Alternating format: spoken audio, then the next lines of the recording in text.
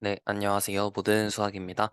오늘, 선형화 미분 두 번째 시간입니다. 화면이 조금 바뀌었는데요. 지난 강의가 너무 렉이 걸리더라고요. 프레임이 너무 낮은 것 같아서 좀 방식을 바꿨습니다. 화질이 조금 안 좋아진 것 같기는 한데, 그래도 이제 가로 화면으로 바뀐 것도 있고 해서 좀 괜찮지 않을까 생각하고 일단 진행해 보도록 할게요. 자, 유제 3-3번까지 지난 시간에 했었고, 이제 유제 3-4번부터 계속 선형근사의 활용 파트가 이어지고 있습니다. 천천히 한번 해보도록 할게요. 음. 자, 유제 3-4번입니다. 자, 7.97의 3분의 1승을 계산하는 문제가 있고요. 그 다음에 사인 6분의 파이 플러스 0.01을 계산하는 문제가 있습니다. 함수를 적당하게 근사를 해서 7.97의 3분의 1승이 약간 1차식으로 바뀐 함수에 대입을 하는 그런 형태로 문제 풀이가 이루어지겠죠. 자, 7.97의 3분의 1승은 fx는 x의 3분의 1승이라는 함수에 7.97을 넣은 것으로 이해할 수 있겠네요. 자, x에다 진짜 7.97을 넣어서 계산하는 건 거의 불가능에 가깝지만 8이라고 하면 넣었을 때 함수값 계산하는 거 어렵지 않죠. 8 넣으면 2잖아요. 그죠? 그렇기 때문에 x는 8에서 이 함수를 근사하는 것이 좋을 것 같네요. 자, x는 8일 때 함수값은 2니까 8,2를 지나는 직선, 접선을 찾아야겠죠. 접선의 기울기는요, f'x가 3분의 1, x의 마이너스 3분의 2승인데, x에다 8 넣으면 4분의 1이 나오니까 f' 8은 12분의 1이 나옵니다. 자, 그러면 fx라는 이 함수는 선형근사할 때 선형한 함수는 어떻게 되냐면 12분의 1 x-8 플러스 2가 되겠죠? 자, 여기다가 이제 7.97을 넣으시면 됩니다. 7.97을 넣으면 12분의 1 마이너스 0.03 플러스 2가 되겠죠? 여기다 지금 x 자리에다가 7.97을 넣은 거예요. 그러면 마이너스 0.02를 4로 나누면 마이너스 0.025인가요? 그래서 2 마이너스 0.0 025. 그래서 1.9975가 나오네요. 얘로 이제 근사할 수 있다라는 것이죠. 실제 함수값을 여러분이 계산기를 두드려 보시면 얼마가 나오냐면 1.997496 이 정도가 나옵니다. 상당히 비슷한 값이죠. 그렇기 때문에 선형근사가 잘 됐구나라는 것도 파악할 수 있겠습니다. 괜찮죠? 자, 사인 6분의 파이 플러스 0.01을 선형근사하기 위해서 fx는 사인 x를 생각을 하겠습니다. x는 6분의 파이에서 근사를 하는 게 좋겠죠. 자, 6분의 파이일 때 함수값은 2분의 1입니다. f'x를 통해서 접선의 기울기 찾아볼게요. f'x는 코사인 x니까 f' 6분의 파이의 값은 2분의 루트 3이죠. 그래서 선형근사한 함수는 lx는 2분의 루트 3 x 마이너스 6분의 파이 플러스 2분의 1이 되겠죠. 자, 여기다 6분의 파이 플러스 x 자리에 6분의 파이 플러스 0.01을 넣게 되면 2분의 루트 3 곱하기 0.01 플러스 2분의 1 이게 어, 선형근사한 값이 되겠죠. 계산기를 두드려 보면요. 지금 제가 화면에는 안 나오지만 폰으로 하고 있는데요. 얼마가 나오냐면 이 값은 0.508666 뭐 이 정도가 나온다고 하네요. 사인 6분의 파이 플러스 0.01의 값은 잠시만 기다려 주세요. 계산기로 열심히 두드리고 있습니다. 해주시면 0.508635 정도가 나온다고 하네요. 상당히 비슷한 값이죠? 좋습니다. 자, 이렇게 해서 마무리를 유제 3-4번까지 마무리를 지었어요. 자, 이제 예제 4번 보겠습니다. 물체를 가만히 떨어뜨릴 때 물체를 이렇게 떨어뜨려요. 그러면은 떨어뜨린 거리를 S 그리고 시간을 t라고 하면 s는 4.9t 제곱인 관계가 성립한다 라고 알려져 있어요. 네, 물리학 시간에 공부를 하셨으면 알 수도 있겠지만 네, 여튼 알려져 있습니다. 이랬을 때 우리가 시간을 측정해서 물체가 떨어진 거리를 계산한다라고 가정하면 시간을 측정할 때 0.1초의 오차는 거리를 계산할 때 어느 정도의 오차를 만들어내느냐 이거예요. 그러니까 내가 시간을 측정할 때 뭐 정확하게 내가 바로 이제 정확하게 측정을 하는 거는 어렵죠. 그래서 뭐 사람 손으로 하든 기계로 하든 어느 정도의 오차는 생길 수밖에 없는데 그 오차가 0.1초 정도라고 해요. 그러니까 델타 t가 0.1 정도 될 수 있다는 얘기죠. t의 차이가 0.1 정도 될 수 있다. 그랬을 때 내가 s는 4.9t 제곱을 이용해서 계산한 그 계산 값 델 s의 차이는 어느 정도 될 것이냐 이거를 묻는 거예요. 어 그러면은 델타 S를 물론 내가 4.9 이제 시간 이제 실제 떨어진 그 시간은 어느 정도인지 어, 알 수가 없죠. 실제 딱 그러니까 내가 계산한 값이 이제 t 제로라고 가정했을 때 이제 어, 그 그 t 제로는 지금 문제 주어지지 않았으니까 제가 이제 그냥 t 제로로 놓을게요. 그러니까 내가 측정한 시간이라고 생각하시면 돼요. 내가 측정한 시간을 t 제로라고 했을 때 우리가 델타 S라는 값은 T0 플러스 0.1의 제곱 마이너스 4.9 T0의 제곱이 되겠죠. 이렇게 여러분이 정답을 적으셔도 되지만 우리가 대충 델타 S를 DS로 근사할 수 있다 그랬으니까 지금 DS는 얼마예요? 9.8T의 DT가 되겠죠. 그래서 측정한 시간을 T0라고 할 때 9.8T0 DT는 지금 어느 상황이야? 0.1인 상황이니까 이 정도의 오차, 즉 0.98 T0 정도의 오차를 만들어낼 수 있구나 라는 것을 알 수가 있습니다. 괜찮죠? 어, 네, 여기까지 괜찮습니다.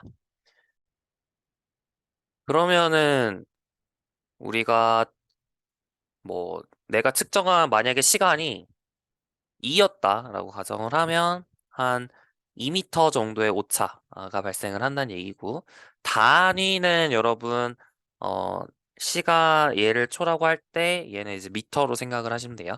그래서 2m 정도가 생기는 거죠. 정확히 말하면 1.96m 정도가 생긴다라고 볼 수 있고 만약에 내가 시간을 측정했더니 5초였다라고 얘기를 한다면 네, 5를 곱하면 4.9m 정도의 오차가 발생할 수 있는 거구나. 라고 이해를 하실 수가 있다는 것이죠. 별로 어렵지는 않았을 거라고 생각을 하고, 넘어갈게요. 자, 유제 4-1번 볼게요. 자, 이번에 9의 부피를 측정을 하고 싶대요. 9의 부피는 어떻게 구하죠? 3분의 4파이 r 세제곱이죠. R은 반지름의 길이라고 했을 때. 그래서 지름을 어느 정도 이내 오차로 측정해야 하는가 이건데 그럼 우리가 반지름과 지름은 좀 다르니까 여러분 반지름을 지름으로 바꿔볼게요.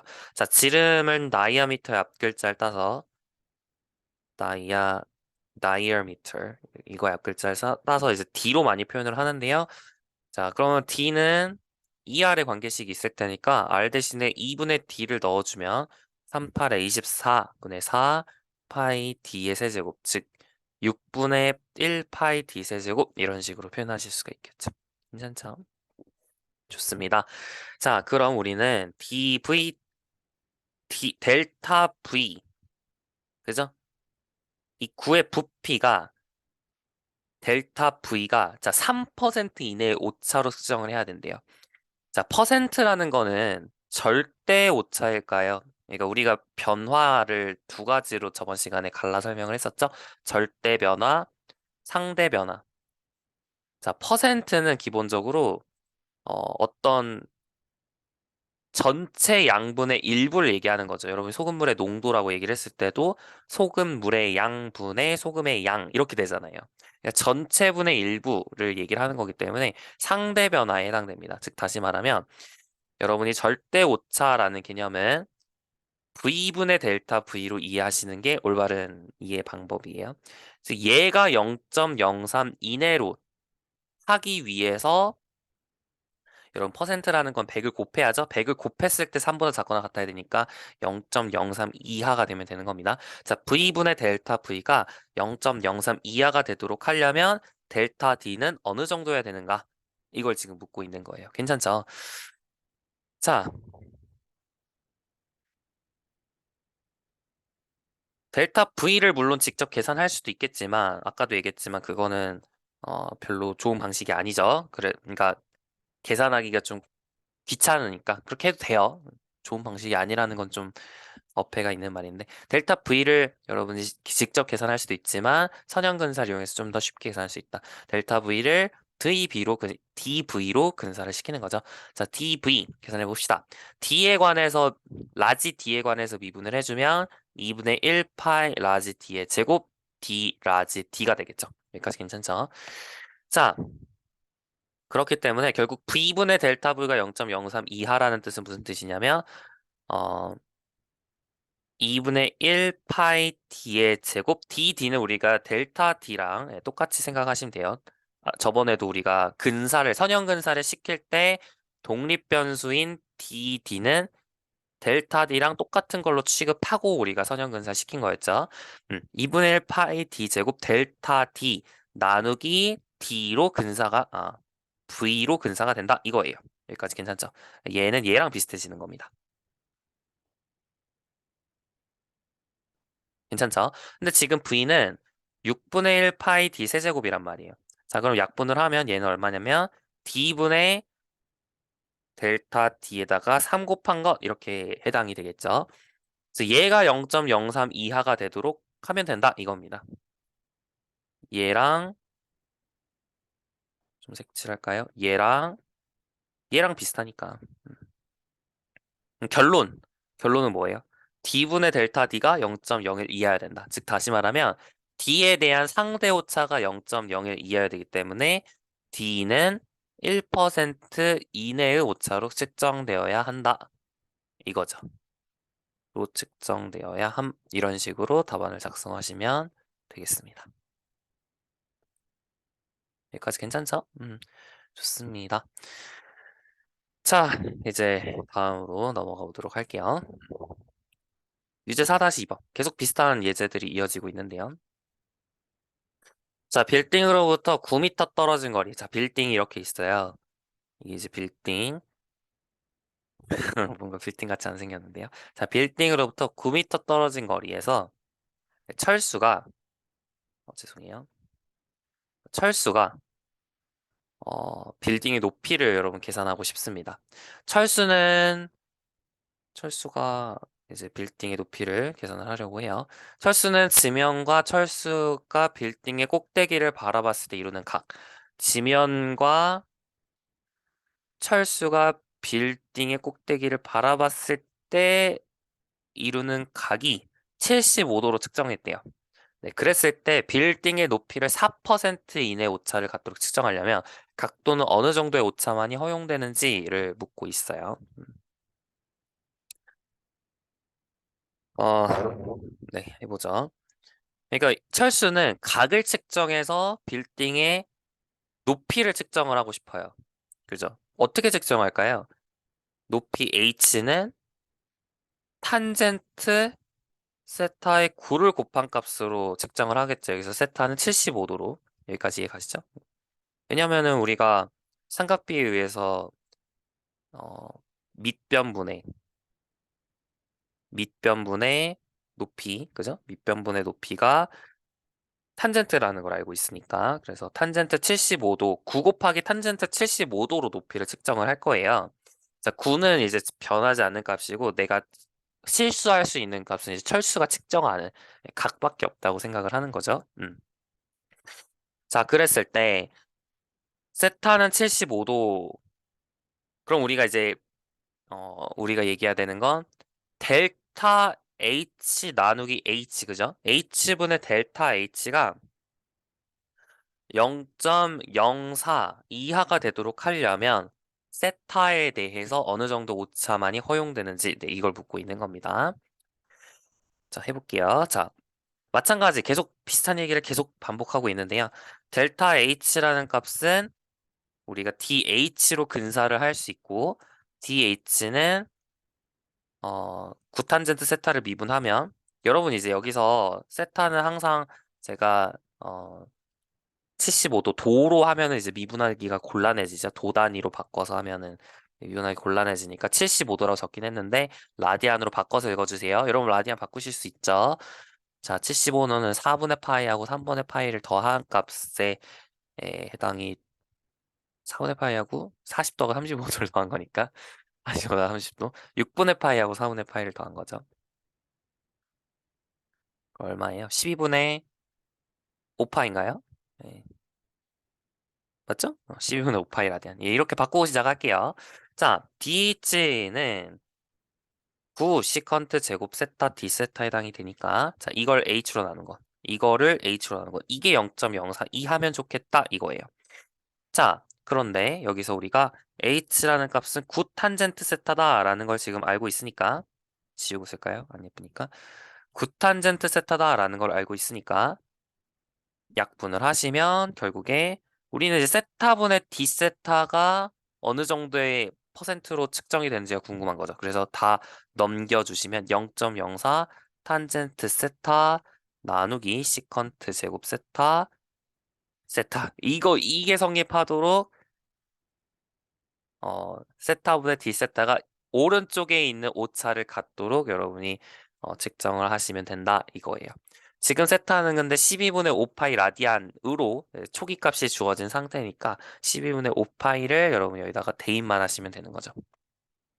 다시 말하면 0.04 탄젠트 12분의 5파이 나누기 12분의 5파이 시컨트 제곱 12분의 5파이 여기다가 100 곱한 거. 이거 퍼센트 이하만큼 세타를 측정해주면, 그죠? 네, 그렇게 측정을 해주면, 빌딩의 높이를 4% 이내 오차를 갖도록 측정할 수 있다라는 것입니다. 자, 이것도 이제 계산기를 돌릴 수밖에 없죠. 물론, 여러분이 탄젠트 12분의 5파이를 못 구하는 건 아닐 텐데, 그렇게 계산을 해봤자 이제 소수로 안 나오니까, 좀, 어느 정도 값인지 와닿지가 않잖아요. 그죠? 네, 그래서, 제가 계산기를 두드려서 네, 해보도록 할게요. 근데 이제 좀 제가 지금 두드리고 있어서 좀 시간이 걸릴 수 있습니다. 양해 부탁드리고요. 4 곱하기 탄젠트 5 파이 나누기 12 그죠? 그 다음에 나누기 5 파이 나누기 12 곱하기 시컨트 힘들어. 어, 나누기 사인 5 파이 나누기 12 그죠? 괜히 한다고 했나요? 여러분에게 맡길 걸 그랬나? 어, 그래서 계산을 해주면 0.7639 이렇게 나오나요? 확신이 안 드네요. 그 정도가 나온다고 해요. 그럼 0.7639% 이하로 측정을 해주시면 된다. 이렇게 접근하셔도 되고요. 아니면 세타를 굳이 안 나누고 절대 오차로 여러분이 생각을 해주셔도 괜찮습니다. 죄송해요. 자, 여기까지 이제 유제 4-2번 마무리할게요. 혹시 계산이 잘못됐을 수도 있는데, 여튼 풀이 과정은 이게 올바르니까 이 정도로 마무리하겠습니다. 자, 그래서 이제 연습 문제까지 모두 마무리했고요.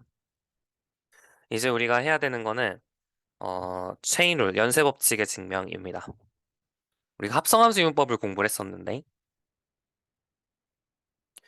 자, 합성함수 이용법이 뭐였냐면, 어, f가 x는 a에서 fx랄까요?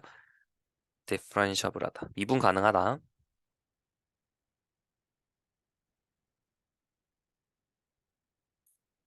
그리고 gy라는 것이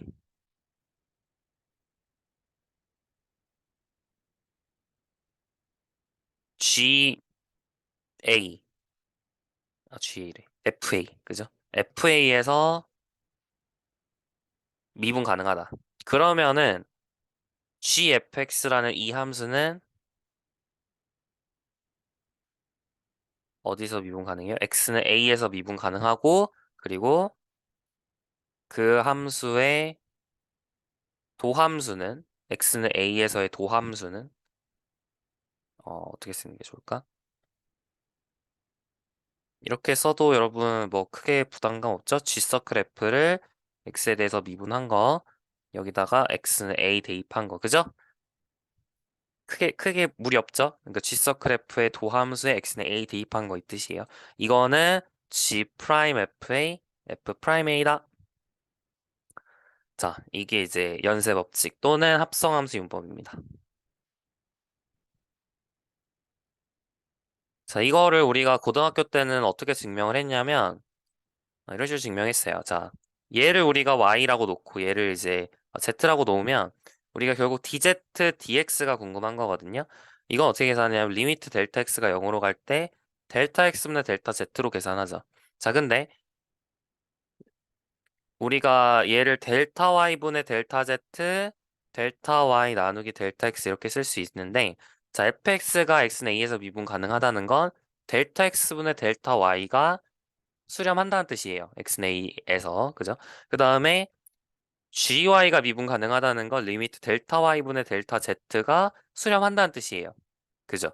그래서 얘도 수렴하고 얘도 수렴하니까 갈라쓸 수 있죠. 그래서 dy, dz 그리고 dz, dy 그리고 dy, dx 이렇게 되어서 이게 이제 우리가 합성함수 융법의 증명이었어요.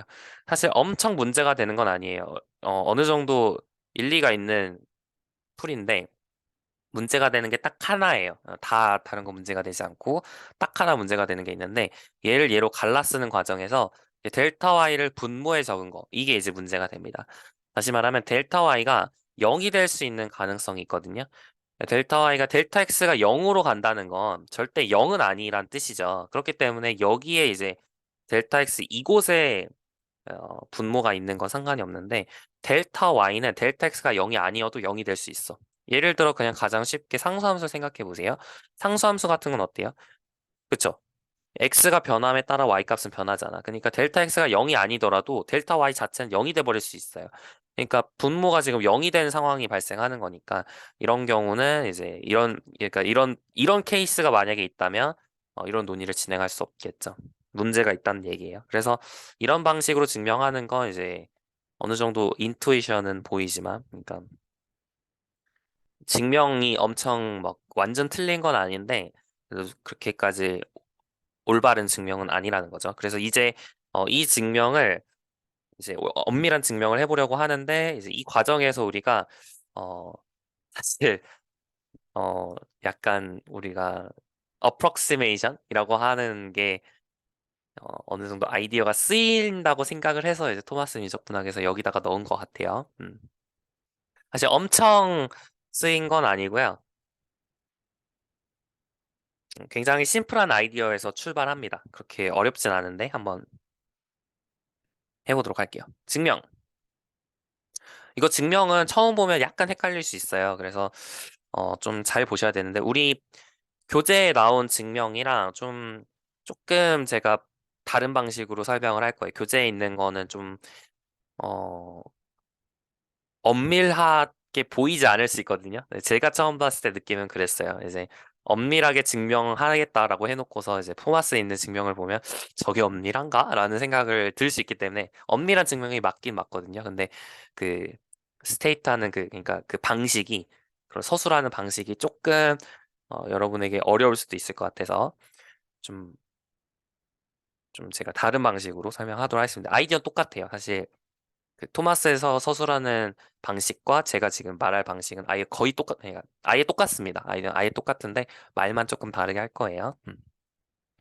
자, 렘마. 우리가 이제 렘마를 하나 둘 거예요.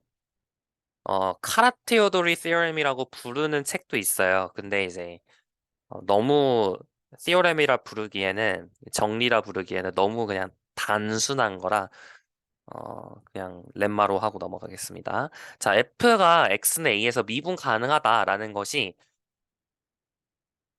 자, 뭐랑 동치인지를 여러분, 제가 써볼게요. 자, F가 미분 가능하다라는 건 여러분 알고 있다시피 리미트 x가 a로 갈 때 이게 정의죠. x-a분의 fx-fa가 f 프라임 a다. 근데 f 프라임 a가 사실 꼭 있다라는 것보다는 리미트 x가 a로 갈 때 x-a분의 fx-fa는 l을 만족하는 l이 존재하면, 그러니까 얘가 수렴하면, 그죠? 미분 가능하다 이렇게 불렀죠.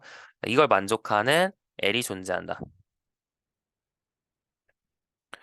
네, 그게 이제 미분 가능성의 정의였어요. 예, 이거를 약간만 변형해서 이제 식을 전개를 해볼게요. 자, 여기서 이거를 이제 이렇게 제가 넘겨도 상관없겠죠? 네, 넘겼어요, L을. 그래서 얘는 0을 만족하는 L이 존재한다. 자, 이렇게 제가 이제 써볼게요. 그 다음에 어떻게 할 거냐면, 여기 있는 이 안에 들어가 있는 얘 있죠? 얘를 엡실론 x로 제가 나올게요. 이건 x는 이 함수는, 그러니까 안에 들어있는 이 함수는 a는 고정된 상수니까 지금 A는 변하지 않죠. L도 뭐 딱히 변화하는 게 없어요. 그렇기 때문에 결국 함수 이거 안에 들어있는 건 x에만 의존하는 함수거든요. 그래서 엡실론 x라고 적을 수 있겠죠. 자, 그럼 여러분 엡실론 x는 몇 가지 관찰을 해볼게요. 관찰. 그러니까 얘가 성립하면 엡실론 x는 어떤 성질을 만족하는지 볼게요. 자, 첫 번째.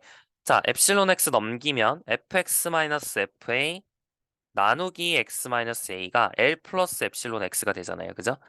자, 그럼 x-a도 넘기면 어떻게 되죠? x-a도 넘기면 x-a L 플러스 엡실론 x가 되겠죠? 여기까지 어려운 거 없죠? 그리고 fa도 넘기면 이렇게 되겠죠. 자, 엡실론 x라는 건 어디에서 정의가 됐을까요? f는 제가 구간 i에서 정의된 함수라고 할게요. 구간 i에서 정의된 함수. 근데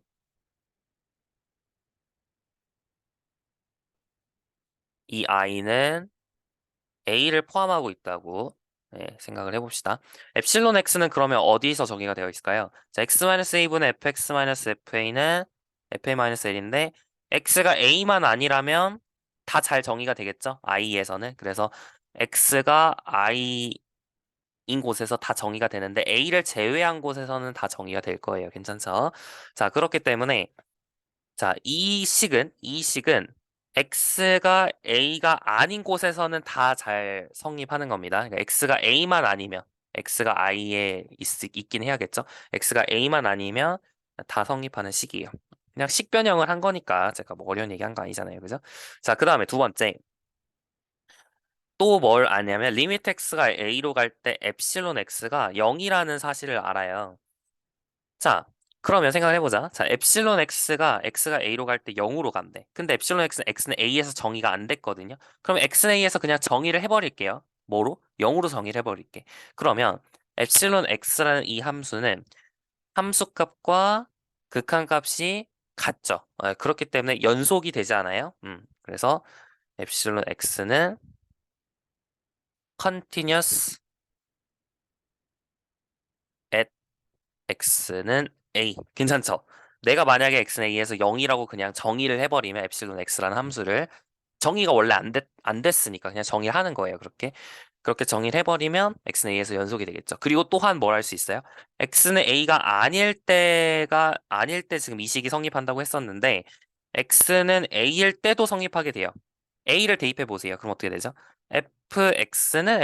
fa는 fa 플러스 0 곱하기 L 플러스 엡실론 A가 되니까 성립하잖아, 그지? 그래서 얘는 X는 A에서도 성립을 하니까 모든 X에 대해서 다 성립을 하는 거예요. 자, 이 세 가지 성질을 만족한다는 걸 알 수 있죠.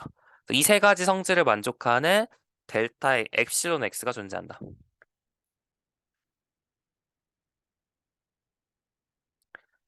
여기까지 괜찮죠?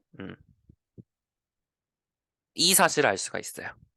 자, 여기까지. 예, 말만 약간 바꿨어요. 자, 이것이 이제 좀 거꾸로 가는 것도 가능합니다. 이렇게 거꾸로 갈 수도 있어요. 왜요? 사실 되게 당연한 건데. 그러니까 x가 a가 아닐 때는 엡실론 x라는 함수가 뭐가 돼? x-a분의 fx-fa 마이너스 L이 되는 거잖아. x가 a가 아닐 때, 그죠? 그리고 이 두 번째, 세 번째 조건에서 x가 a일 때는 0이 되는 거잖아. 자, 근데 연속이라 그랬으니까 함수값과 근값값이 같아서 이게 성립을 하는 거 아니에요. 그죠? 그래서 이 반대로 가는 거는 사실 거의 뭐라고 할까? 자명하죠. 자명해요. 좋습니다. 여기까지 됐고, 자, 그러면 여기서 이제 사실 한마디를 약간 더 해줄 필요가 있는데 L도 존재한다고 제가 쓸게요. L도 존재한다. 이렇게 하는 게 조금 더 올바를 것 같아요. 자, 좋습니다. 이게 이제 렘마예요. 그래서 F가 A에서 미분 가능성을 판단하기 위해서는 이걸 만족하는 엡실론 X랑 L을 찾는 거랑 똑같은 말이다. 라는 것을 이제 제가 쓰고 넘어가겠습니다. 괜찮죠? 여기까지 괜찮죠? 좋습니다. 어, 더 복잡해진 거 아니에요? 라고 물을 수 있는데 이거에 장점이 있어요. 장점이 뭐냐면 이런 두 번째 식 같은 경우는 어때요? x-a라는 어떤 분모에 뭐가 있잖아, 그지? 분모에 무슨 식이 있어가지고 어 아까 이제 그런 연쇄 법칙의 증명에서도 이제 그런 거에서 약간 걸림돌이 생겼죠. 근데 이거는 이제 그런 걸림돌이 발생하지 않습니다. 실제로 어떻게 증명이 되는지 한번 해보도록 할게요. 자, 우리 연쇄 법칙 증명해 봅시다. 자, f가 x는 a에서 미분 가능하다 그랬으니까 이걸 만족하는 엡실론 1x가 존재할 거예요. f가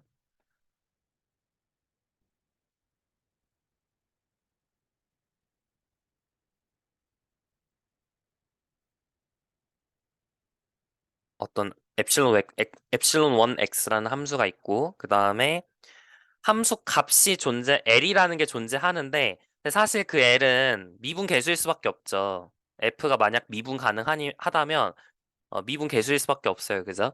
그래서 we have 엡실론 1x랑 엡실론 L은 굳이 그냥 적을 필요 없이 F'A로서 존재하는 겁니다. 지금 미분 가능함을 알고 있으니까 그 L은 F'A가 될 수밖에 없어요. 그래서 뭘 만족하냐면 fx는 fa 플러스 x 마이너스 a 그 다음에 f'A 플러스 엡실론 1x 여기까지 괜찮죠? 그리고 세 가지를 만족하는 거야. 리미트 x가 a로 갈 때 엡실론 1x는 0. 그 다음에 리밋 엡실론 1x는 x는 a에서 연속.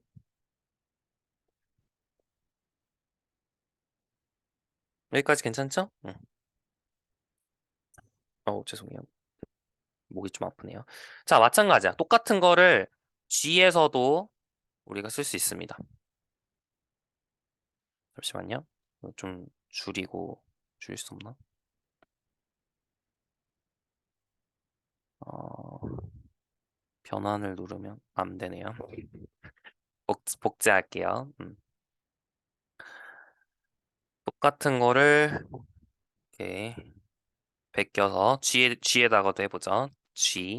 G는 이제 FA에서 연속이죠. Y라고 쓸게요. 음. 그러면 엡실론 2x가 존재해서 GY는 GFA, 그죠? 좀 다시 쓸게요. 자, GFA 플러스 엡시, 잠시만요. Y 마이너스 FA, 그죠? 그 다음에 F, G가 이제 미분 가능하다 그랬으니까, 어디서? FA에서. 그래서 G 프라임 FA가 미분 계수가 되겠죠? 맞죠? G가 미분 가능한데 이걸 그냥 B라고 놓고 생각해 보세요. 그럼 G 프라임 B가 들어가야 되니까 G 프라임 FA를 넣은 것뿐이에요. 그죠? 음, 크게 헷갈릴 거 없습니다. 자, G 프라임 FA 플러스 엡실론 2x. 자, 이게 성립을 하도록 잡을 수 있다는 얘기고 엡실론 2x가 0으로 가고요. 엡실론 2x가 연속이 되겠죠. 물론 x는 어, x로 쓰면 안 되죠. y로 써야죠. 다 그냥 바꿔 써야겠다. 다시 쓸게요. 자, 리미트 y가 fa로 갈 때 엡실론 2x는 0이고 그 다음에 엡실론 2x는 y라니까 y.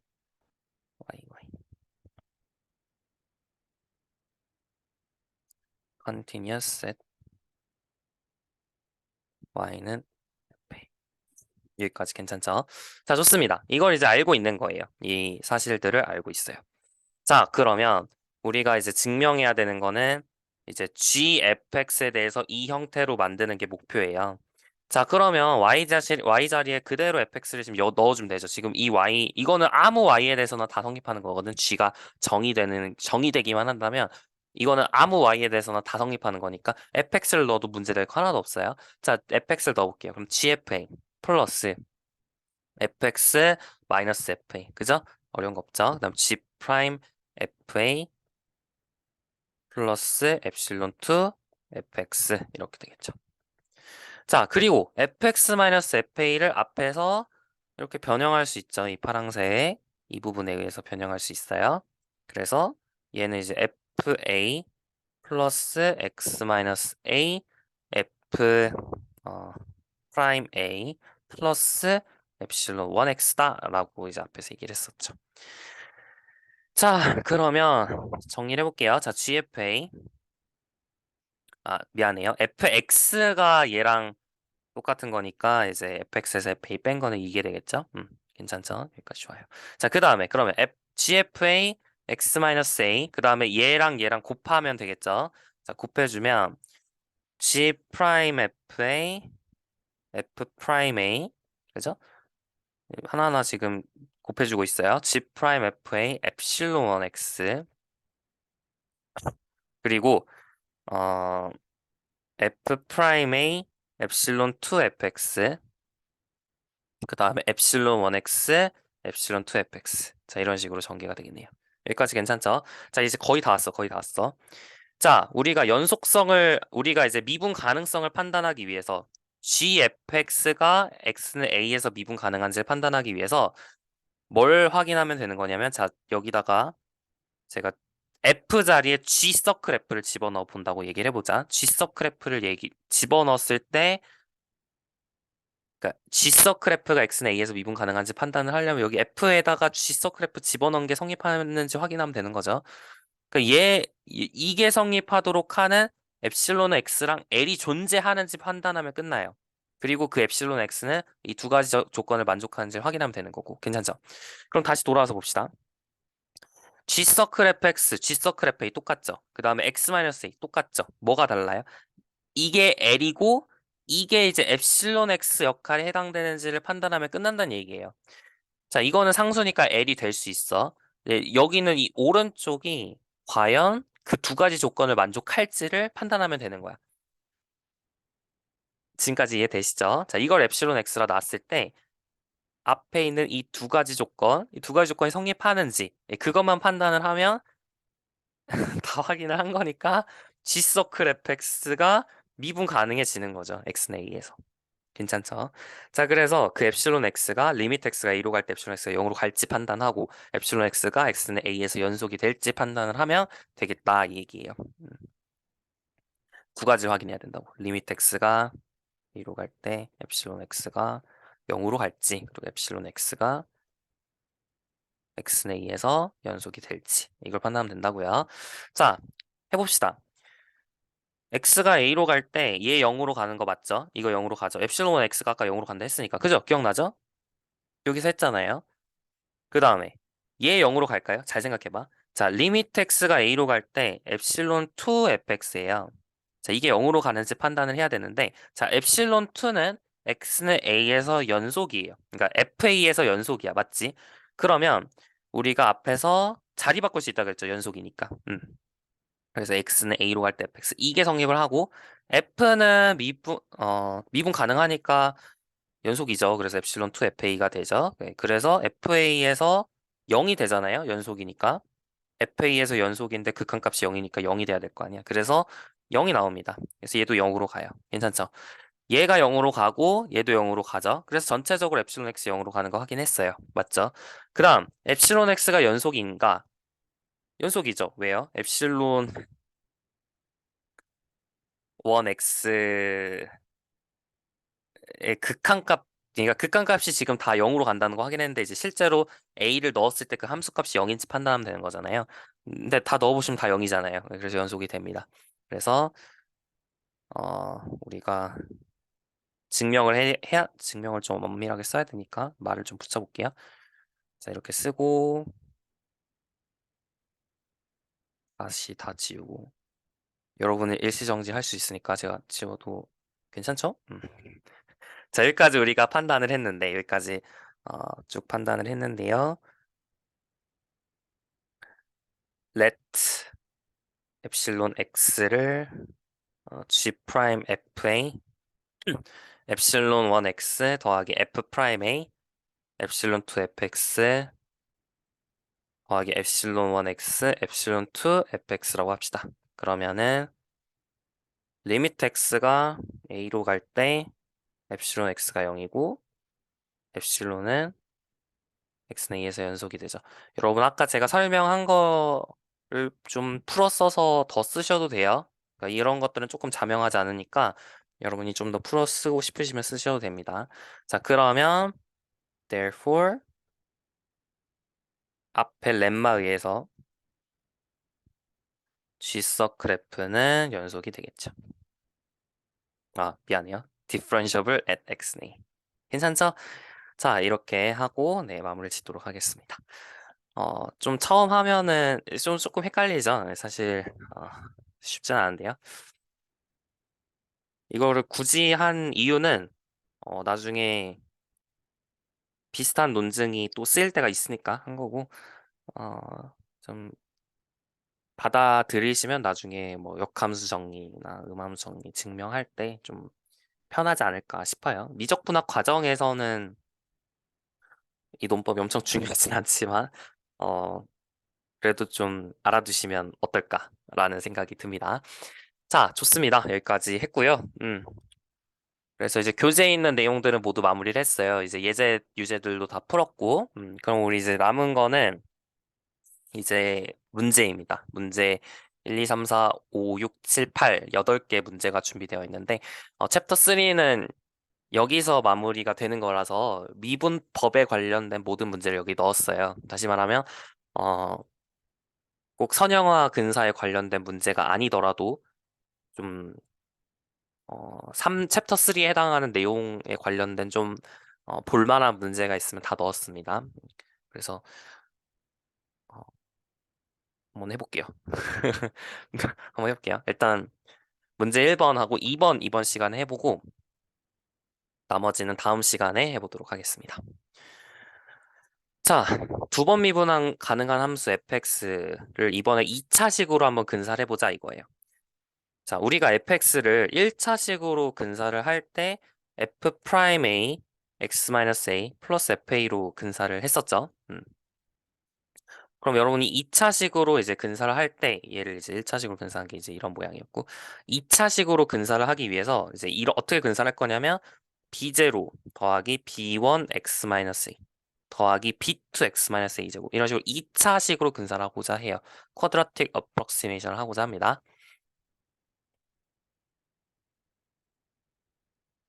그랬을 때 이제 b0, b1, b2를 뭐로 설정하는 게 좋을 것이냐 이걸로 생각을 해보는 거예요. 어,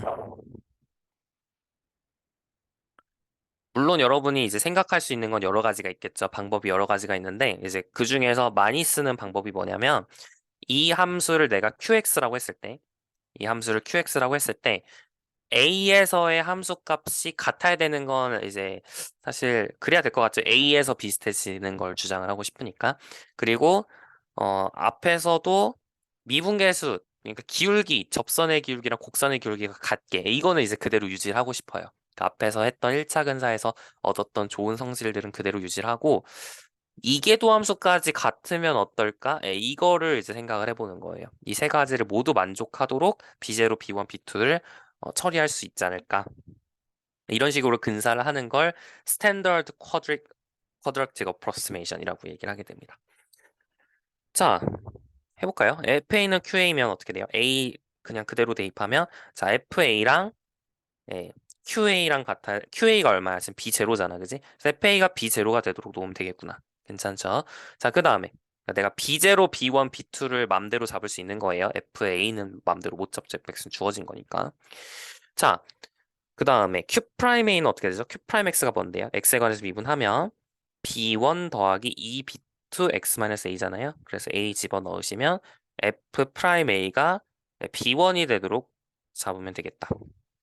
또 마찬가지죠. 이제 또 미분을 하면 q 더블 프라임 x는 2b2니까 f 더블 프라임 a가 2b2가 되도록 잡으면 되겠다. 아하, 그래서 b0는 fa, b1 f 프라임 a, b2는 2분의 f 더블 프라임 a가 되도록 잡는 게 2차 근사구나라고 이해를 하시면 되겠어요. 다시 정리를 해보면 fx를 뭐로 근사를 하는 게 2차 근사라고요? fa 플러스 f 프라임 x 마이너스 a 플러스 2분의 f 더블 프라임 a x 마이너스 a 제곱으로 근사를 하는 것이 2차 근사다라고 이해를 해주시면 되겠습니다. 어려운 거 없죠? 아까 제가 저번 시간에 코사인 x라는 거를 2차 근사를 하면 1-2분의 x 제곱이 된다 그랬었는데 이게 실제로 그럴지 한번 볼까요? 자, 코사인 x, fx를 코사인 x라 놓고 f 프라임 x는 그럼 뭐가 되죠? 마이너스 사인 x. f 더블 프라임 x는 마이너스 코사인 x가 되잖아요. 자, x는 0에서 근사를 지금 하려고 해요. 그러면은 f0은 1이고 F1은 0이고 그다음에 미안해요. F 프라임 0은 0이죠. F 더블 프라임 0은 마이너스 1이니까 여러분이 그대로 여기다가 넣어주시면 fx라는 함수는 뭐랑 비슷해지는 거예요? 1 마이너스 이거 0이고 이거 1이니까 1 마이너스니까 1 마이너스 2분의 1 x제곱이랑 비슷해진다라는 걸 발견할 수 있죠. 그래서 우리가 지난 시간에 얻었던 이 근사 공식이 일치하는구나라는 것도 알 수가 있네요. 좋습니다. 자, 그럼 우리가 1-x분의 1이라는 함수에 대해서 qx를 한번 구해보도록 할게요. 이걸 2차 근사 해보도록 할게요. 자, 두 번째 문제예요, 지금. 음, 해보자. 자, f0는 얼마예요? 두 번 미분 해보셔야겠죠, 일단. f 프라임 x는 미분해 보시면. 자, 이게 지금 x-1분의 마이너스 1이죠? 그래서 미분해 보시면 x-1의 제곱분의 1. 이게 조금 힘드시면 이렇게 바꾸시고 하셔도 괜찮습니다. 이거는 x-1의 마이너스 2제곱. 자, 두 번 미분해 주시면 마이너스 2가 앞으로 튀어나오니까 마이너스 2, x-1의 세제곱 이렇게 되겠죠. 여기까지 괜찮죠? 어려운 거 없죠? 좋습니다. 절대값 아니고 괄호예요. 자, 그러면 우리가 0 근처에서 얘기를 하고 싶어요. x는 0에서 qx를 지금 얘기를 하고 싶습니다. 그러면 qx는 f0 더하기 f 프라임 제로 x 더하기 2분의 f 더블 프라임 제로 x 제곱이 될 테니까 자 0에서의 함수값은 1이죠. 1이고요. 그 다음에 0에서의 도함수 값은 또 1이네요. 여기까지 괜찮죠? 그 다음에 0에서 2개 도함수 값은 여기다가 0을 넣으시면 2가 나오죠. 그래서 2가 나오니까 2로 나눠주시면 x 제곱이 됩니다. 이게 이제 어, 네, QX가 되겠고 다시 말하면 FX의 2차 근사가 되겠죠. 자, 이것도 조금 생각해 볼 거리가 있어요. 자, 1-x분의 여러분 등비급수를 여러분이 공부를 하셨을 테니까 1 플러스 x 플러스 x 제곱 플러스 점점점 이렇게 무한히 더하는 이 급수를 우리가 무한 등비급수를 하잖아요. 그죠? 근데 이게 만약에 공비의 절대값이 1보다 작으면 1-x분의 1이라고 같아진다라는 걸 배웠을 거야. 그러면 1 플러스 x 플러스 x 제곱이 이상한 게 아니죠. 왜요? 1-x분의 1이라는 거는 이 무한등비 급수, 이 급수에서 2차항까지만 따온 거구나 라고 이해를 할 수가 있거든요. 음. 이것도 나중에 이제 테일러 급수를 가면 왜 그런지 조금 더 엄밀하게 배우실 수 있을 겁니다. 자, 여기까지 좋고요.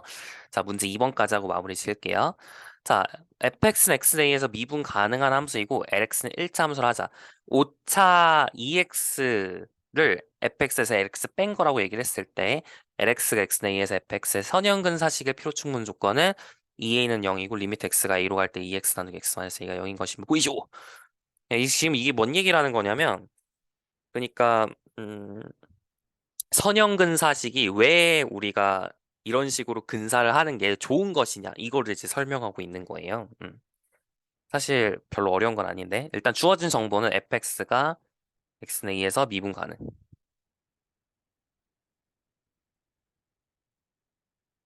x는 a에서 미분 가능하다 이걸 알고 있고 그 다음에 lx는 1차 함수예요.